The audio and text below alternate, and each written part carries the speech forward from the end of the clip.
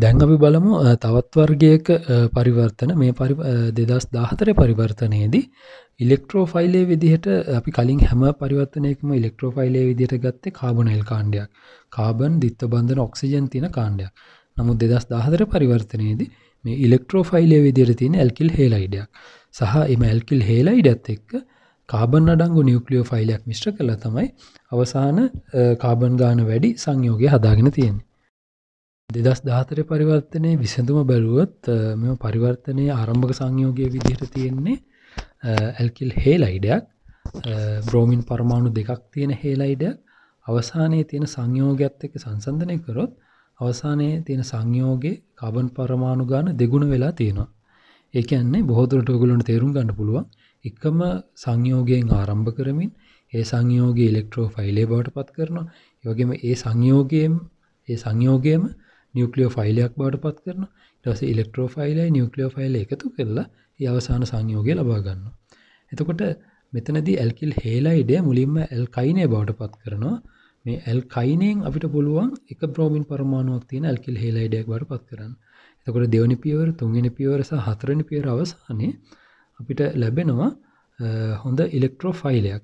මේ ඉලෙක්ට්‍රෝෆයිලයේ විශේෂත්වය තමයි අර කලින් ඉලෙක්ට්‍රෝෆයිලත් එක්ක සංසන්දනය කරොත් මේ කාබන් පරමාණුව සංතෘප්ත කාබන් පරමාණුව. කලින් හැම ඉලෙක්ට්‍රෝෆයිලයක්ම කාබන් ඔක්සිජන් ද්විත්ව බන්ධනයක් තියෙන අසන්තෘප්ත කාබන් පරමාණුව. දැන් මේ සංතෘප්ත කාබන් පරමාණුවට 6 වෙනි පියවරේදී හදාගත්ත ඇල්කයිනය අපිට ඇල්කයිනය ලේසියෙන්ම නියුක්ලියෝෆයිලයක් බවට පත් කරන්න පුළුවන්. ආම්ලික හයිඩ්‍රජන් තියෙන ඇල්කයිනයක් ලේසියෙන්ම නියුක්ලියෝෆයිලයක් බවට පත් කරන්න පුළුවන්. සෝඩියම් එක්ක ප්‍රතික්‍රියා කරලා.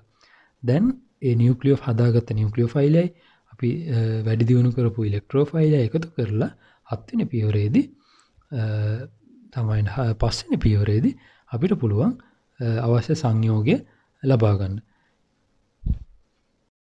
5 වෙනි පියවර අවසානයේ අපිට ලැබෙනවා ඇල්කයිනයක්. නමුත් අපේ අවසාන ප්‍රතිඵලයේ විදිහට තියෙන්නේ ඇල්කීනයක්. එතකොට ඇල්කයිනයක් ද්විත්ව බන්ධනයක් බවට ත්‍රිත්ව බන්ධනයක් ද්විත්ව බන්ධනයක් බවට පත් කරන්න අපිට පුළුවන් පාලනය කරපු තත්ත්වයට තේදී හයිඩ්‍රජනීකරණය කරන්න. මෙහිදී බේරියම් සල්ෆේට් සහ ක්විනෝලින් පාවිච්චි කරමින් පාලනය කරපු තත්ත්වයට තේදී අපි හයිඩ්‍රජනීකරණය කරනවා. එතකොට මේ පරිවර්තනයේදී ප්‍රධාන වශයෙන් අපි ආරම්භක සංයෝගය නියුක්ලියෝෆයිලයක් බවට පත් කරනවා. මෙතනදී නියුක්ලියෝෆයිලයේ සංතෘප්ත කාබන් පරමාණුවක් තියෙන, ඒ කියන්නේ ද්විත්ව බන්ධන මොකවත් නැති, තනි බන්ධන පමණක් තියෙන සංතෘප්ත කාබන් පරමාණුවක් තියෙන ඇල්කිල් හේලයිඩයක්. ඒ වගේම ඉලෙක්ට්‍රෝෆයිලයේ විදිහට පහසුවෙන් ත්‍රිත්ව බන්ධනයක් තියෙන ඉලෙක්ට්‍රෝෆයිලයක් හදාගෙන තියෙනවා. එතකොට පස්වෙනි පියවරේදී ඉලෙක්ට්‍රෝෆයිලයයි නියුක්ලියෝෆයිලයයි මිශ්‍ර කිරීමෙන් අපිට අවශ්‍ය අවසාන ප්‍රතිඵලය ලබාගෙන තියෙනවා. පරමාණු ගාන වැඩි කරගන්න බොහෝ පරිවර්තනවලදී ඉලෙක්ට්‍රෝෆයිලයේ විදිහට තියෙන්නේ අසන්තෘප්ත හෝ සංතෘප්ත කාබන් පරමාණුවක්. ඒ වගේ පරිවර්තනවලදී නියුක්ලියෝෆයිලයේ විදිහට කාබන් වලට අමතරව නයිට්‍රජන් අඩංගු නියුක්ලියෝෆයිල සහ ඔක්සිජන් අඩංගු නියුක්ලියෝෆයිල තියෙන්න පුළුවන්. දැන් අපි බලමු පරමාණු ගාන වැඩි කරගන්න පරිවර්තනවලට කාබන් නොවන නියුක්ලියෝෆයිල නයිට්‍රජන් සහ ඔක්සිජන් පරමාණු අඩංගු නියුක්ලියෝෆයිල භාවිතා කරන්නේ කොහොමද කියලා. 2012 පරිවර්තනය බලපුවම ආරම්භක සංයෝගයේ විදිහට පාවිච්චි කරන්න කියන්නේ ප්‍රොපනල් කාබන් 3ක් අඩංගු ඇල්ඩිහයිඩයක්. එතකොට මේ ඇල්ඩිහයිඩයෙන් ආරම්භ කරමින් නයිට්‍රජන් පරමාණුවක් මැද අඩංගු තවත් කාබොනයිල් සංයෝගයක් කීටෝනයක්. මේක ඇමයිඩයක්. ඇත්තටම මේ ඇමයිඩයක් සංශ්ලේෂණය කරන්නේ කොහොමද කියලායි මේ පරිවර්තනයෙන් බලාපොරොත්තු වෙන්නේ. එතකොට මේ ඇල්ඩිහයිඩේ ආරම්භක ප්‍රොපනල් වලින් අපිට අවශ්‍ය වෙනවා ඉලෙක්ට්‍රෝෆයිලයක් හදාගන්නයි නියුක්ලියෝෆයිලයක් හදාගන්නයි. එතකොට 4 වෙනි පියවරේ සහ 5 වෙනි පියවරේ ප්‍රධාන වශයෙන් දැක්වෙන්නේ කොහොමද ඉලෙක්ට්‍රෝෆයිලයක් නිර්මාණය කරන්න කියලා. එතකොට මුලින්ම ප්‍රොපනල් ඇල්ඩිහයිඩය අපිට පුළුවන් ඔක්සිකරණය කරන්න. ඉන්පසුව හැලජනයක් PCl5 පාවිච්චි කරලා අම්ල ක්ලෝරයිඩ් එකක් බවට පත් කරන්න පුළුවන්. දැන් මේ අම්ල ක්ලෝරයිඩ් අඩංගු කාබොනයිල් කාබන් කියන්නේ හොඳ ඉලෙක්ට්‍රෝෆයිලයක්. ඒ වගේම අනිත් පැත්තෙන් අපිට පුළුවන් ප්‍රොපනල් කියන සංයෝගයම පාවිච්චි කරලා නයිට්‍රජන් අඩංගු නියුක්ලියෝෆයිලයක් හදාගන්න. මෙහිදී ප්‍රොපනල් ඔක්සිහරණය කරලා ඇල්කොහොලය PCl5 භාවිතයෙන් ඇල්කිල් හේලයිඩයක් බවට පත් කරන්න පුළුවන්. ඊට පස්සේ ඇමෝනියා පාවිච්චි කරලා මේ ඇල්කිල් හේලයිඩ ඇමීනයක් බවට පහසුවෙන් පත් කරන්න පුළුවන්. දැන් මේ ඇමීනය හොඳ නියුක්ලියෝෆයිලයක්. ඒ කියන්නේ නයිට්‍රජන් පරමාණුවක් අඩංගු නියුක්ලියෝෆයිලයක්. එතකොට නයිට්‍රජන් පරමාණුව තමයි ඉලෙක්ට්‍රෝන ඝනත්වය වැඩි නියුක්ලියෝෆයිලයේ විදිහට මෙහිදී භාවිතා කරන්න වෙන්නේ. දැන් අපි හදාගත්ත නියුක්ලියෝෆයිලයයි අනෙක් පැත්තෙන් හදාගත්ත ඉලෙක්ට්‍රෝෆයිලයයි 6 වෙනි පියවරේදී මිශ්‍ර කරලා අවශ්‍ය ඇමයිඩ තනි පියවරකින් සංශ්ලේෂණය කරගන්න පුළුවන්. 2011 10 වෙනි ප්‍රශ්නේ අඩංගු පරිවර්තනයේ බියුටනෝන් කියන සංයෝගය ආරම්භක සංයෝගය විදිහට භාවිතා කරමින් අපිට තියෙනවා මේ ඉමීනයක්. මෙන්න මේ නයිට්‍රජන් කාබන් ද්විත්ව බන්ධන අඩංගු සංයෝග වලට අපි කියන්නේ ඉමීන කියලා. මේ ඉමීනයක් සංශ්ලේෂණය කරගන්නේ කොහොමද කියලායි බලාපොරොත්තු වෙන්නේ. මෙතනදී බියුටනෝන් සංයෝගයට තනි පියවර දෙකයි අතර මේ පරිවර්තනය සඳහා වැය වෙන පියවර දෙකයි. බියුටනෝන් මේ කීටෝනයට මීනය සමග ප්‍රතික්‍රියා කිරීමෙන් අලුත් බන්ධනය හදාගන්න පුළුවන්. ඊට පස්සේ ඒ ලැබෙන සංයෝගය පළවෙනි පියවරෙන් ලැබෙන සංයෝගය රත් කිරීමෙන් අවසානයේ අවශ්‍ය සංයෝගය අපිට ලබා ගන්න පුළුවන්. ප්‍රධාන වශයෙන් අපිට තියෙන්නේ හයිඩ්‍රෝකාබනයක් පරිවර්තනය කරන්න ඕනේ එස්ටරයක් විදිහට. ද්විත්ව බන්ධනයක් ඇති හයිඩ්‍රෝකාබනයකින් ආරම්භ කරලා එස්ටරයක් ලබා ගන්න ඕනේ. මේ එස්ටරයක් ලබා ගැනීමේදී අනිවාර්යයෙන්ම එස්ටරය ලබා ගන්න පෙර පියවරේ කාබොක්සිලික් අම්ලයක් හෝ අම්ල ක්ලෝරයිඩයක් හෝ ඇමයිඩයක් තිබිය යුතුයි. මෙම කාබොක්සිලික් අම්ලය එහෙම නැත්නම් අම්ල ක්ලෝරයිඩය හෝ ඇමයිඩය ඇල්කොහොලයක් සමග ප්‍රතික්‍රියා කරලා තමයි එස්ටරයක් ලබා දෙන්නේ. එතකොට මෙතනදී ඇල්කොහොලය තමයි නියුක්ලියෝෆයිලයේ විදිහට ක්‍රියා කරන්නේ. අර කාබොනයිල් කාණ්ඩය කාබොක්සිලික් අම්ලයේ කාබොනයිල් කාබන් තමයි ඉලෙක්ට්‍රෝෆයිලයේ විදිහට ක්‍රියා කරන්නේ. එතකොට මේ පරිවර්තනයේදී 6 වෙනි පියවරේදී තමයි මේ බන්ධනය අලුතෙන් ඉලෙක්ට්‍රෝෆයිලයයි නියුක්ලියෝෆයිලයයි ප්‍රතික්‍රියා කරලා අලුත් කාබන් ඔක්සිජන් බන්ධනය හදන්නේ. මෙහිදී නියුක්ලියෝෆයිලයේ විදිහට පාවිච්චි වෙන්නේ ඔක්සිජන් පරමාණුව තියෙන නියුක්ලියෝෆයිලයක්. ඔක්සිජන් පරමාණු එකසරි ඉලෙක්ට්‍රෝන තියෙන හින්දා මෙහි ඉලෙක්ට්‍රෝන ඝනත්වය වැඩි. මේ එකසරි යුගල් වලින් පහසුවෙන් කාබොනයිල් කාබන්ට පහර දීලා අදාළ එස්ටරීකරණය සිද්ධ කරලා එස්ටරය හදාගන්න පුළුවන්. මේ පරිවර්තනය ආරම්භ කරන්න තියෙන්නේ කාබන් 4ක හයිඩ්‍රෝකාබනයකින්. එතකොට මේ කාබන් 4 හයිඩ්‍රෝකාබනය කාබන් 5ක ඉලෙක්ට්‍රෝෆයිලයක් බවට පත් කරන්න ඕනේ. ඒ කියන්නේ පළවෙනි පියවර 5ම වැය වෙන්නේ මේ අදාළ ඉලෙක්ට්‍රෝෆයිලය හදාගන්න. එතකොට මේ ඉලෙක්ට්‍රෝෆයිලය හදාගත්තී පළවෙනි පියවර, දෙවෙනි පියවර, තුන්වෙනි පියවරේදී ග්‍රීනාට් ප්‍රතිකාරකය හදාගෙන මේ තුන්වෙනි හතරවෙනි පියවරේදී කරන්නේ මේ හදාගත්ත ග්‍රීනාට් ප්‍රතිකාරකය ෆෝමැල්ඩිහයිඩ් සමග ප්‍රතික්‍රියා කිරීමෙන් අර කාබන් 4 සංයෝගයට තවත් කාබනයක් එකතු කරගන්නවා. එතකොට හතරවෙනි පියවර අවසානයේදී කාබන් 5ක සංයෝගයක් ලැබෙනවා. නැවතත් ඒ හදිච්ච ඇල්කොහොලය ඔක්සිකරණය කිරීමෙන් අර පස්වෙනි පියවර අවසානයේ කාබන් 5ක ඉලෙක්ට්‍රෝෆයිලයක් හදාගන්න පුළුවන්. මේ හදාගත්ත ඉලෙක්ට්‍රෝෆයිලය අර කලින් පළවෙනි පියවර අවසානයේ හදාගත්ත නියුක්ලියෝෆයිලත් එක්ක ප්‍රතික්‍රියා කරලා පහසුවෙන් එස්ටරීකරණය සාන්සල්ෆියුරික් උත්ප්‍රේරකයේ විදිහට පාවිච්චි කරලා එස්ටරීකරණය කරලා අවසානයේ එස්ටරේ ලබා ගන්න පුළුවන්. 2009 පරිවර්තනය ගත්තාම පියවර 4ක පරිවර්තනයක් හොඳින් බැලුවොත් ආරම්භ කරන්න තියෙන්නේ කාබන් 2ක කාබොක්සිලික් අම්ලයකින් අවසානයේදී පරමාණු 5ක ඇමයිඩයක් ලබා ගන්න ඕනේ. විසඳුම දිහා බැලුවොත් එක්තරාකාරයක එස්ටරීකරණයක් තමයි මේ ප්‍රතික්‍රියාවේදී මේ පරිවර්තනයේදී සිද්ධ ගන්න තියෙන්නේ. එතකොට පළවෙනි පියවරේදී අපි කාබොක්සිලික් අම්ලය අම්ල ක්ලෝරයිඩය බවට පත් කරලා ඒ අම්ල ක්ලෝරයිඩෙන් දෙවෙනි පියවර, තුන්වෙනි පියවර අවසානයේදී තව නියුක්ලියෝෆයිලයක් හදා ගන්නවා. එතකොට පළවෙනි පියවර අවසානයේ ලැබෙන අම්ල ක්ලෝරයිඩයයි කාබන් ඉලෙක්ට්‍රෝෆයිලයේ විදිහටත් තුන්වෙනි පියවර අවසානයේ තියෙන ඇමීනේ නයිට්‍රජන් පරමාණුව නියුක්ලියෝෆයිලයේ විදිහටත් අරගෙන හතරවෙනි පියවරේදී ඔය ඉලෙක්ට්‍රෝෆයිල නියුක්ලියෝෆයිල ඔය දෙක එකතු කරලා අවසානයේ ඇමයිඩය ලබා ගන්න පුළුවන්. මේ පරිවර්තනයේ තවත් එක් විශේෂ දෙයක් තමයි මේ පරිවර්තනයේ ආරම්භයේ තියෙන කාබොක්සිලික් අම්ලය සහ එය PCl5 සමග ප්‍රතික්‍රියා කරලා ලබා දෙන අම්ල ක්ලෝරයිඩය මෙන්න මේ දෙන්නගෙම තියෙන කාබොනයිල් කාණ්ඩ හොඳ නියුක්ලියෝෆයිල.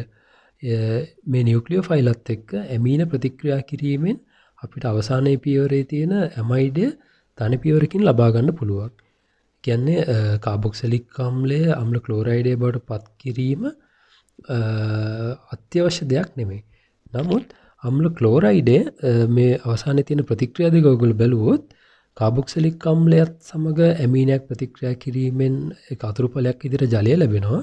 ඒ වගේම අම්ල ක්ලෝරයිඩය සමග ඇමීනය ප්‍රතික්‍රියා කිරීමෙන් ඒක අතුරුඵලයක් විදිහට HCl ලැබෙනවා.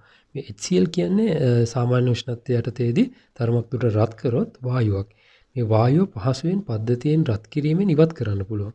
මේ හින්දා අම්ල ක්ලෝරයිඩයක් ඇමීනයක් සමග ප්‍රතික්‍රියා කිරීමේ ප්‍රතික්‍රියාව යම්තාක් දුරකට වේගින් සිද්ධ කරන්න පුළුවන්.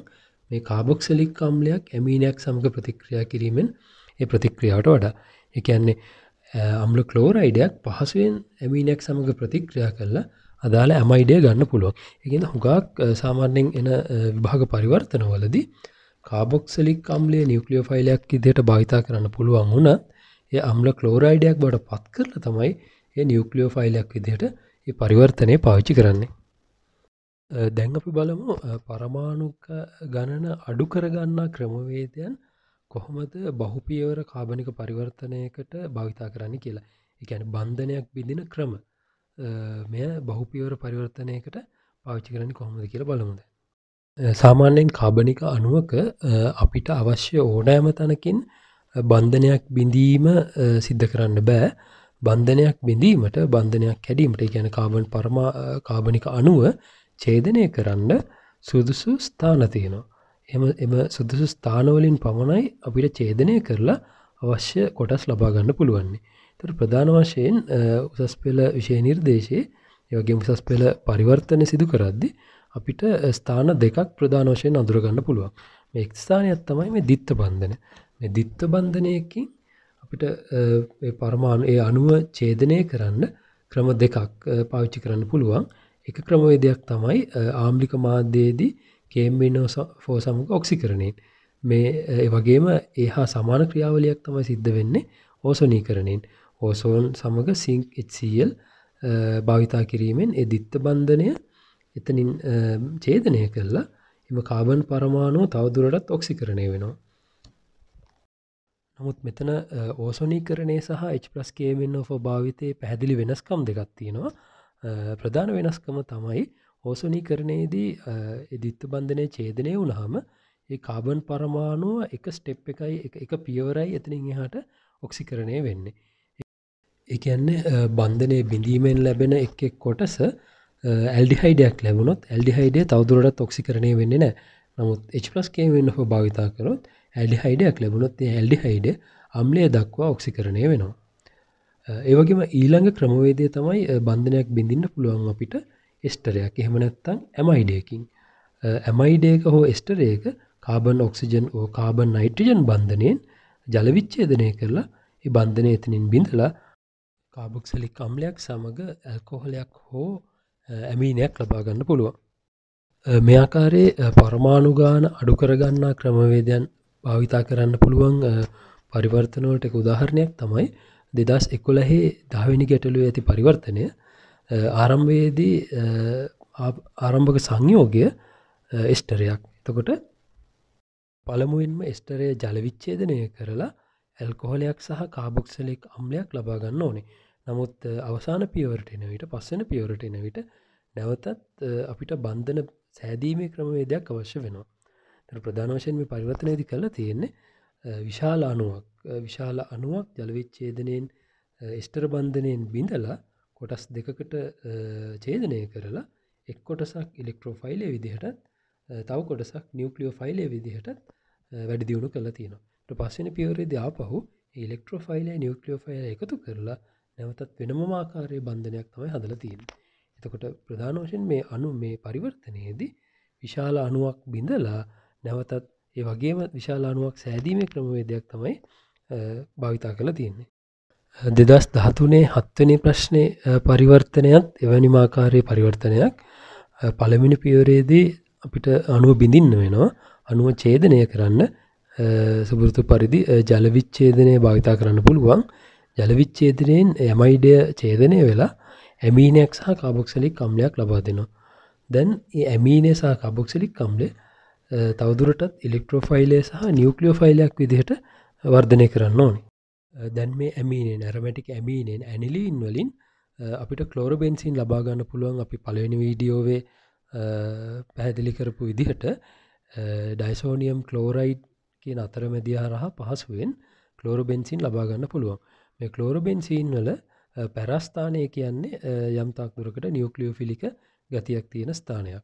ඒ වගේම අණුව බිඳීමෙන් ආරම්භයේ තියෙන අණුව විච්ඡේදනය කිරීමෙන් හතරවෙනි පියවරේදී ලැබෙන කාබොක්සිලික් අම්ලය හතරවෙනි පියවරේදී අම්ල ක්ලෝරයිඩ්යක් බවට පත් කරලා හොඳ ඉලෙක්ට්‍රෝෆයිලයක් බවට පත් කරන්න පුළුවන්. දැන් නියුක්ලියෝෆයිලය ක්ලෝරෝබෙන්සීන් වල පැරස්ථානයේ නියුක්ලියෝෆයිලයත් අම්ල ක්ලෝරයිඩේ කාබොනයිල් කාණ්ඩය ඉලෙක්ට්‍රෝෆයිලයත් විදිහට පාවිච්චි කරලා අපිට පුළුවන් අවසානයේ කැපිටල් B සංයෝගය ලබා ගන්න. හොඳයි, අවසාන වශයෙන් මේ වීඩියෝවේ තියෙන ඉගෙනගත්ත කරුණු සියල්ලම සාරාංශගත කරොත් පරමාණු ගාන වැඩි කරගන්නා ක්‍රමාශ්‍රිත යෙදීම්වලදී හැම වෙලාවෙම ඉලෙක්ට්‍රෝන ඝනත්වය වැඩි පරමාණුවකින්, ඒ කියන්නේ නියුක්ලියෝෆයිලයකින් ඉලෙක්ට්‍රෝන ඝනත්වය අඩු පරමාණුවකට, ඒ කියන්නේ ඉලෙක්ට්‍රෝෆයිලයකට ඉලෙක්ට්‍රෝන හුවමාරුවෙන් තමයි අලුත් බන්ධනයක් හැදෙන්නේ. මේ හැදෙන අලුත් බන්ධනය හැම වෙලාවෙම සිග්මා බන්ධනයක්. දැන් මේ රූප සටහනේ තියෙන විදිහට හැම වෙලාවෙම පරිවර්තනයකදී අපි දැනගන්න ඕනේ මේ ආරම්භක සංයෝගයකින් ආරම්භ කරලා ඉලෙක්ට්‍රෝෆයිලයක් නිර්මාණය කරන්න, ඒ වගේම නියුක්ලියෝෆයිලයක් නිර්මාණය කරන්න. අවසානයේදී මේ බන්ධනය හදද්දී කියන්නේ අවසාන ප්‍රතිඵලය ලබා ගද්දී මේ ඉලෙක්ට්‍රෝෆයිලයයි නියුක්ලියෝෆයිලයයි එකතු කරලා තමයි අපි අවසාන ප්‍රතිඵලය ලබා ගන්නෙ. ඒ කියන්නේ අවසාන බන්ධනය හැදෙද්දී හැම වෙලාවෙම මතක තියාගන්න ඉලෙක්ට්‍රෝෆයිලයයි නියුක්ලියෝෆයිලයයි මේ දෙක ප්‍රතික්‍රියා කරලා තමයි අවසාන ප්‍රතිඵලය හදාගන්නේ. ඒ වගේම පරමාණු ගාන අඩු කරගන්නා ක්‍රමාශ්‍රිත යෙදීම්වලදී අපි හැම වෙලාවෙම මතක තියාගන්න ඕනේ බන්ධනයක් කැඩීම සඳහා සුදුසු ස්ථාන මොනවද කියලා. බන්ධනයක් කඩන්න සුදුසුම ස්ථාන දෙකයි ඔයගොල්ලෝගේ A level syllabus එකේ තියෙන්නේ.